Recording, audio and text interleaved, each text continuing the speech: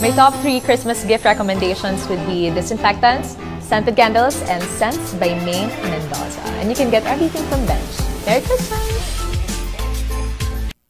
My top 3 Christmas gift recommendations would be disinfectants, scented candles, and scents by Maine Mendoza. And you can get everything from Bench. Merry Christmas! Welcome back, mga kaaldab. Ito na naman po ang inyong lingkod, si Mr. Destiny. At magbibigay po tayo ng pinakamainit na update po ngayon sa social media. Trending po ito ngayon sa Instagram, sa Twitter at sa Facebook. Number 1 trending nga po si Maine Polkerson sa Twitter, mga kaaldab. Di po ba? Kapopost lang po niya. Ganyan po katindi si Maine Polkerson. Ganyan po yung hatak niya pagdating po sa mga audience o sa mga viewers. Talagang siya po yung pinakaangat.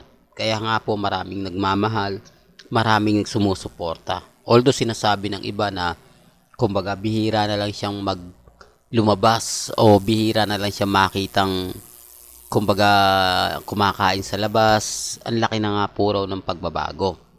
Hindi na nga po raw siya nakikita na gumigimik paminsan-minsan, di po ba? Tapos hindi na rin po nakikita nagsisimba. Ang dami pong mga kaganapan kay Mengay na talagang masasabi mong parang ano lang talaga, private, di po ba? Hindi na katulad ng dati na madali mong makita. Sinasabi ko lang po ito para lang po klaro. Para lang po sa kaalaman ng lahat. Marami kasi nagtatanong, Mr. Destiny, walang post si Mengay sa Instagram. Puro kumbaga endorsement lang yung mga pinapakita niya. Wala siyang ganap, wala siyang update, di po ba? Kasi kahit sa set po ng Bagman, hindi po siya nakikita, no? Kahit interview ni Judy Ann Santos, hindi po rin siya, wala rin po siya ron, no? Kapansin-pansin nyo naman po lahat ng sinasabi ko.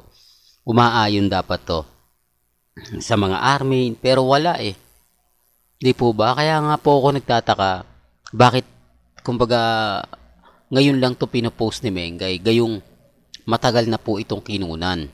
Nung 1 linggo pa nga po raw ito kinunan, pero ngayon lang nilabas. Ito yung rason at dahilan kung bakit ba matagal yung inilalabas gayong yung nakaraan linggo pa po yan. Talagang tinataon nila sa Christmas. Talagang binibigyan nila ng time na saka na natin to ilabas kapag malapit na, yung ilang araw na lang, ilang tulog na lang, Christmas na. Hindi po ba? Yan po yung isa sa mga taktika na lagi kong pinapaliwanag. Lagi kong sinasabi, kung baguhan ka lang talaga sa social media, hindi mo ako nagagets. Di po ba? May mga bagay-bagay na hindi, bago lang yan. Di po. Tapos na po yan, matagal na po yan. Kaya lang talagang ginagawa yan ng management para tumiming. Kasi kung ilalagay nila yan sa kumbaga October o sa November, di po ba? Tapos ilalagay nila yan sa December 2, 3, medyo matagal, di po ba?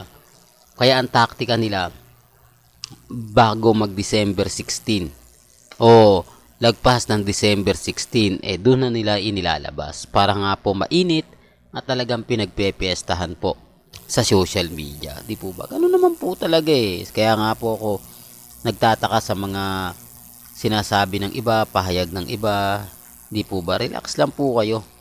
Dito naman po sa channel ni Mr. Destiny, kung ano lang naman po yung latest, kung ano lang naman po yung trending, dun lang naman po tayo, di po ba? Kaya nga po yung iba nagtataka, ano naman niya Mr. Destiny, bakit may mga ganito, bakit may mga ganyan, di po ba?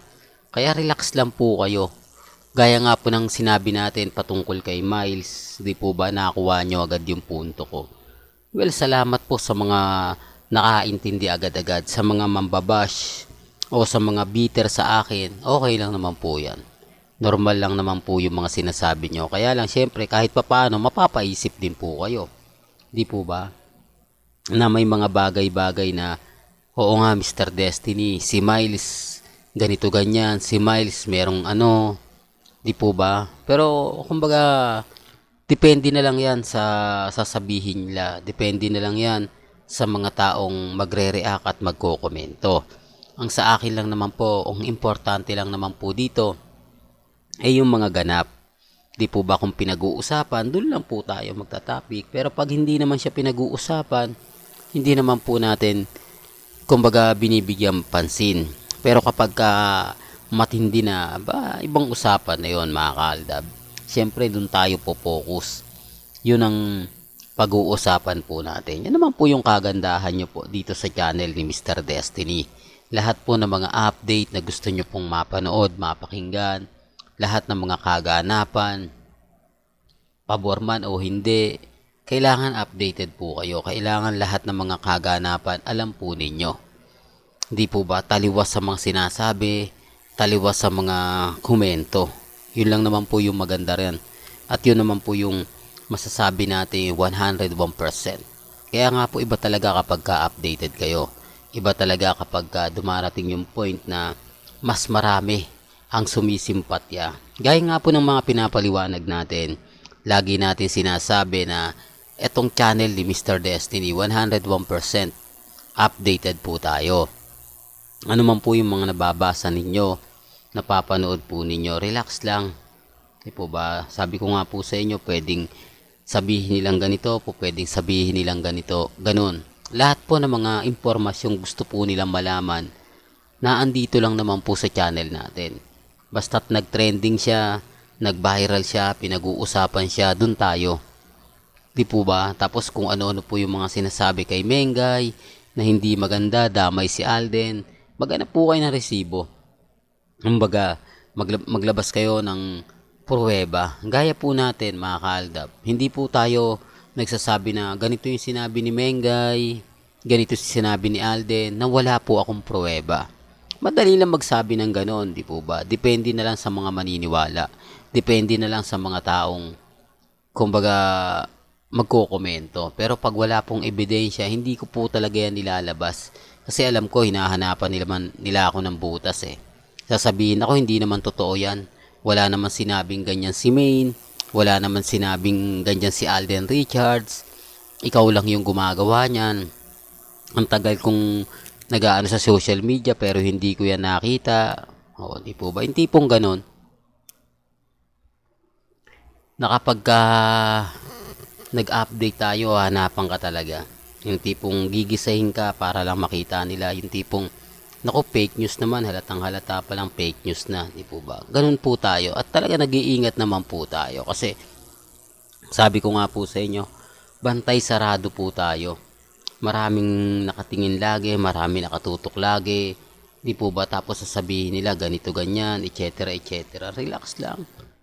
Di po ba? Relax lang. Kasi sabi ko nga po sa inyo, doon sa mga magsasabi na fake news ako, sa mga nagsasabing ganito, ganyan, huwag po kayo maniniwala. Kasi alam nyo naman po, pagdating dito sa social media, pagdating sa Instagram, sa Twitter, sa Facebook, lahat naman po na ibibigay natin. Lahat naman po na mga kaganapan, pabor man o hindi, kailangan alam po ninyo. Kailangan updated po kayo. Di po ba? Yun naman po yung isa sa lagi kong sinasabi at lagi kong pinapaliwanag. Depende na lang po yan sa sitwasyon. Depende na lang po yan sa mga taong magtatanong. Ang importante lang naman po sa atin mga kaaldab kung ano yung latest, kung ano yung trending, yun ang pinag-uusapan. Di po ba? Sa ngayon, nakapokus tayo kay Mengay. Dahil siya na naman po yung number 1 trending sa Twitter. Siyempre, iba talaga Maine Mendoza, no? Pero maya-maya lang, si Alden Richards na ang trending. Ganyan naman po yung real life couple, eh. Kumbaga, give and take lang. Di po ba? Gaya na sinabi ko, wala naman pong pilitan. Kung ano yung pananaw po ninyo, kung ano yung sa tingin ninyo, diba? Nire-respeto ko po kayo at ginagalang. Di po ba? Well, hanggang dito na lang po ang ating latest updates. Kaya kung gusto nyo pa po ng pinaka-latest at sariwang update, abay tumutok lang po kayo dito po sa channel ni Mr. Destiny para updated po kayo sa mga latest at sa mga bagong video po na ilalabas po natin. maya-maya lang. Hanggang sa muli, salamat po sa panonood at pakikinig.